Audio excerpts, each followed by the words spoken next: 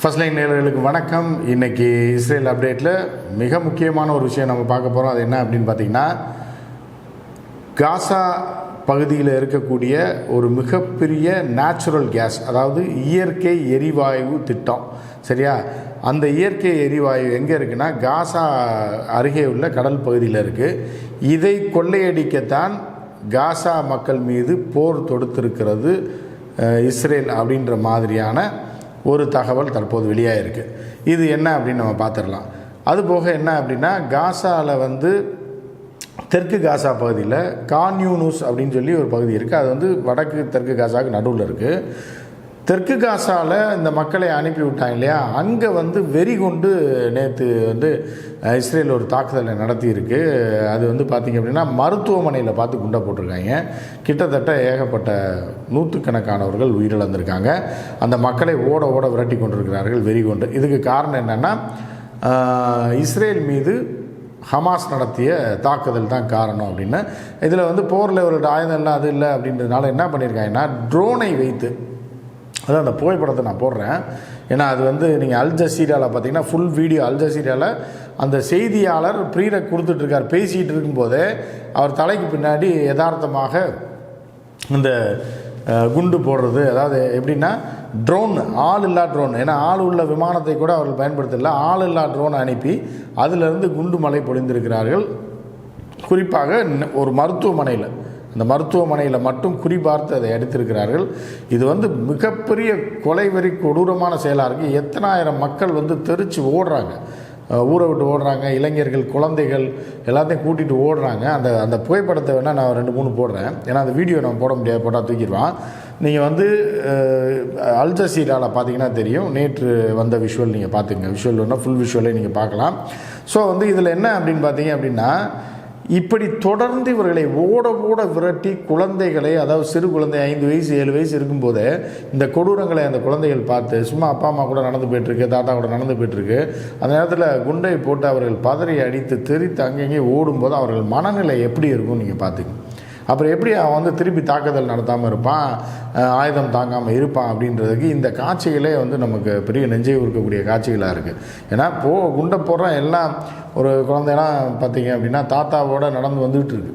ஒரு 5 வயது பெண் குழந்தை பையனாக பார்த்த உடனே பெருசாக பதட்டமோ அழுகையோ இல்லை, எல்லாம் ஓடுறாங்க, அவ்வளோதான். முகத்தில் ஒரு பதட்டம் தெரியுது. அப்போ இவர்கள்லாம் பெரியவர்களானால் இவர்கள் இந்த 5 வயது 7 வயது 10 வயதில் இப்படி பார்த்து இவன் போடுற குண்டுகளை பார்த்தா இவர்கள் மனநிலை எப்படி இருக்கும், இவர்களை எப்படி இஸ்ரேலை தாக்காமல் விடுவான், அதை நீங்கள் நினச்சி பாருங்கள்.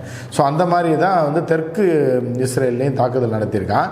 இதுக்கு நான் ஏற்கனவே சொன்னேன் இல்லையா, அந்த இயற்கை எரிவாயை கொள்ளையடிக்கிறதுக்கு அப்படின்னு. இது புஷ் காலத்தில், ஜார்ஜ் புஷ், புஷ் என்ன பண்ணியிருக்காங்கன்னா, ஜார்ஜ் புஷ் காலத்தில் ஈராக்கில் எல்லாமே அரசுடைமையாக்கப்பட்டது. அதாவது சதாம் ஹுசேன் எண்ணெய் கிணறுகளை எல்லாமே என்னென்னா ஐரோப்பிய நாடுகள்லாம் துரத்தி விட்டுட்டு எண்ணெய் கிணறுகளை எல்லாமே அரசுடைமையாக்கி அந்த நாட்டை வளப்படுத்தி வச்சுருந்தார். சரியா? அவர் செய்த சில செயல்கள் வேணால் தவறாக இருக்கலாமே தவிர, ஆனால் என்னென்னா அந்த நாட்டை பொறுத்தளவுக்கு, ஈராக்கை பொறுத்தளவுக்கு அவர் தான் ஹீரோ அப்படின்ற மாதிரி இருந்தார். சன்னி பிரிவு ஷியா பிரிவு சண்டை வந்திருக்கலாம், அது வேறு. ஏன்னா ஆனால் அந்த ஐரோப்பியர்கள் இந்த வளங்களை, அவர்களுடைய நாட்டுடைய வளத்தை கொள்ளையடிச்சிட்டு போகாமல் பார்த்துட்டு இருந்தாரா. இது என்ன பண்ணாங்க, ஈராக்கில் அணுகுண்டு இருக்குது அது இருக்குன்னு சொல்லி அது காலி பண்ணி சதாம் ஹுசேனை காலி பண்ணதுக்கப்புறம் சத்தம் இல்லாமல் 2-3 வருடங்கள் என்ன பண்ணியிருக்காங்கன்னா, ஷெல்லுன்னு ஒரு கம்பெனி நீங்கள் பார்த்துருப்பீங்க, நம்ம பெட்ரோல் பங்க்லாம், ஷெல் பெட்ரோல் பங்க்லாம். இது அமெரிக்கன் கம்பெனியில், இது இத்தாலியோட கம்பெனி. சரியா? இவர்களும் அமெரிக்க கம்பெனி சேர்ந்து ஒட்டுமொத்த ஈராக்கில் உள்ள எண்ணெய் வளத்தையும் கொள்ளையடித்து கொண்டிருக்கிறார்கள் இன்று வரைக்கும். சரியா? இது நடந்துகிட்ருக்கா. இதே மாதிரி என்னன்னா, காசா, வடக்கு காசா பகுதியை ஒட்டி தான் அந்த கடல் பகுதியில் இது இருக்குது, இது இயற்கை எரிவாயு இருக்குது. ட்ரில்லியன் கணக்கான எரிவாயு இருக்குது. அதை கொள்ளையடிப்பதற்காகத்தான் அமெரிக்கா திட்டம் போட்டிருந்ததாகவும், அதற்கு இஸ்ரேல் ஏற்கனவே உடந்தையாக இருந்து அந்த பகுதியில் ஒரு வாய்க்கால் போன்ற அதாவது சுயஸ் கெனால் மாதிரி ஒரு பெரிய கெனாலை தயார் செய்து அதை அந்த காசா வழியாக அது கடலுக்கு போயிட்டு அங்கேருந்து எரிவாயு இதை திட்டத்தை போட்டு அதில் பல லட்சம் கோடியை அடிக்கிறதுக்கு அவர்கள் திட்டம் போட்டிருந்ததாகவும் இப்போ வந்து தகவல் வெளியாக இருக்குது. அந்த ஃபோட்டோவோ அந்த சின்ன வீடியோ போடுற எந்த இடத்துல அந்த எரிவாயு இருக்குது, அதை இவர்கள் கொள்ளையடிக்க திட்டம் போட்டிருக்காங்க அப்படின்னு. அதற்காக தான் வடக்கு காசா பகுதியை மட்டும் ஒட்டு மொத்தமாக அவர்கள் அழித்து விரட்டி தெற்கு காசாவுக்கு அனுப்பிவிட்டோம்னா அங்கே வந்து டபுள் டைம் ஆயிரும். 40 லட்சம் பேர் 20 லட்சம் பேர் இங்கேருந்து அங்கே போனால் என்ன ஆகும்? தெற்கு காசா தாங்காது.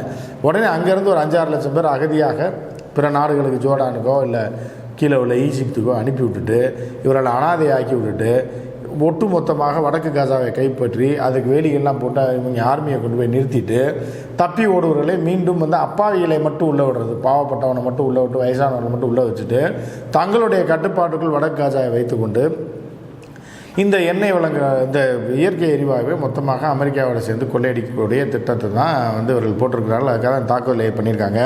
அதை வந்து ஒட்டு மொத்தமாக ரஷ்யா முறியடிச்சிருச்சு அப்படின்னு சொல்லலாம். இப்போ என்ன ஆயிருக்குன்னா, நேற்று ஒரு தகவல், ஏமன் வந்து அந்த செங்கடல் பகுதியில் வேறு எவனுடைய கப்பல் வரக்கூடாதுன்ற மாதிரியான ஒரு பிரச்சனையை பண்ணிவிட்டு ரஷ்ய கப்பல்கள் மட்டும் வரலாம். அதுவும் இவர்களுக்கு இல்லை, இஸ்ரேலுக்குள்ளே ரஷ்யா கப்பலில் எதுவுமே சப்ளை பண்ணாது. ரஷ்ய எண்ணெய் கப்பல்களும் ரஷ்ய கப்பல்களை மட்டும் நாங்கள் தொடமாட்டோம், அவர்கள் வந்து செல்லலாம் அப்படின்னு பிற நாடுகளுக்கு எண்ணெய் சப்ளை பண்ணுறதுக்கோ இல்லை வேறு பொருள்களை வருவதற்கோ அவர்கள் அனுமதி அளித்திருக்கிறார்கள். எனவே இந்த ராஜதந்திர விஷயத்தில் ரஷ்யா வெற்றி பெற்றிருந்தால் கூட அமெரிக்காவை தடுத்து நிறுத்தி காசா பகுதியில் இருக்க எண்ணெய் இயற்கை வளங்களை சுரண்ட விடாமல் இப்போதைக்கு செய்திருந்தால் கூட ஒட்டுமொத்தமாக இஸ்ரேலை ஒடுக்கினால் மட்டுமே, அதாவது அமெரிக்கா அங்கேருந்து துரத்தி விட்டால் மட்டுமே காசா மக்கள் தப்பிக்க முடியும். அதற்கான வேலைகள் தீவிரமாக நடைபெற்று வந்து கொண்டிருக்கிறது. இஸ்ரேல் ஒடுங்கிருச்சுன்னு சொல்லலாம். இருந்தாலும் இந்த மாதிரி காட்டுமிராண்டித்தனமான வேலையை அவர்கள் செய்து கொண்டிருக்கிறார்கள். ட்ரோனை வைத்து இந்த தாக்குதல் நடத்தி இருக்கிறார்கள். அது ஒரு பெரிய பாதிப்பை ஏற்படுத்தி கிட்டத்தட்ட நூற்றுக்கணக்கான மக்கள் வந்து மருத்துவமனையில் இருந்த மக்களை கொண்டு இருக்கிறார்கள். இவருடைய நோக்கம் என்னென்னா, எவனை அடிபடக்கூடாது, அடிபட்டு மருத்துவமனைக்கு போகக்கூடாது, மருத்துவமனைக்கு வந்தால் வீக் ஆயிடுவான்ல, ஏற்கனவே உடம்பு சரியில்லாமல் இருப்பான், அவனை ஈஸியாக கொண்டுடலாம் அப்படின்றது தான் இஸ்ரேலோட கொடூரமான ஒரு விஷயம். அதை வீடியோவோட வெளியாக இருக்கிறது வந்து இப்போ ஐநா வரைக்கும் திருப்பியும் போயிருக்கு.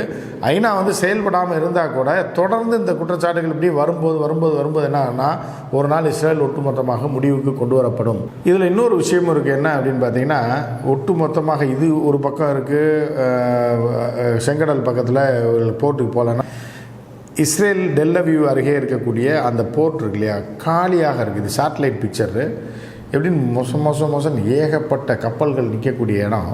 இந்த கப்பல் போக்குவரத்து இல்லாததுனால நம்ம பந்துக்கு பஸ் ஸ்டாண்ட் இருக்கும் பாருங்கள் காலியாக, அந்த மாதிரி கடல் கரையே அந்த போர்ட்டே வந்து காலியாக இருக்குது. அதே மாதிரி பார்த்திங்கன்னா விமானங்கள் பூராமே ரத்து. நீங்கள் இஸ்ரேல் வான்வெளியும் சரி கடல் வெளியும் சரி காலியாக இருக்குது.